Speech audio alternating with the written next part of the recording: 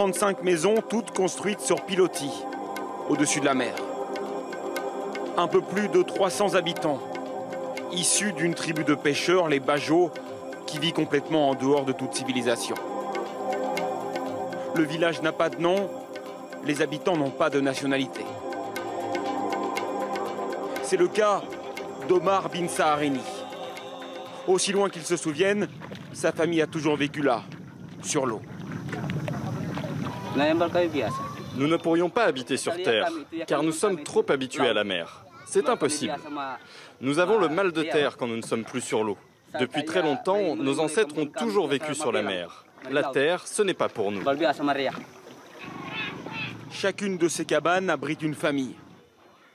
Quelques planches, un toit fait de palmes tressées, et c'est à peu près tout. Ils vivent ici sans électricité, sans téléphone bien sûr. Pour boire, ils recueillent l'eau de pluie. Ils vivent complètement coupés du monde, entre ciel et mer. Ils n'ont pas de calendrier, pas de rendez-vous. Ce sont les besoins immédiats du quotidien qui rythment les journées. Ici, nous ne connaissons pas notre âge. Nous ne sommes pas habitués à retenir ce genre d'informations.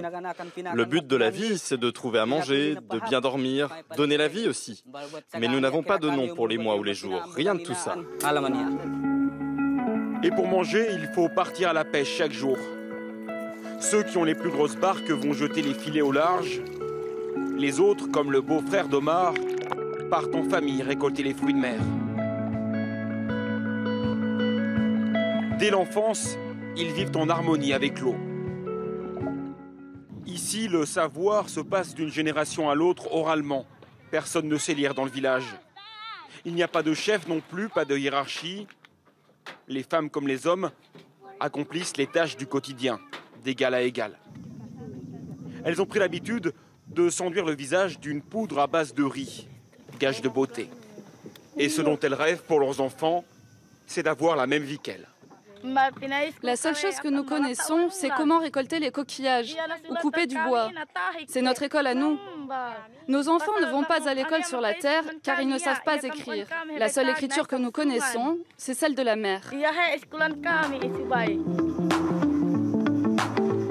Un village bloqué dans un espace-temps différent du reste du monde, où la vie n'a de sens qu'en harmonie totale avec l'océan.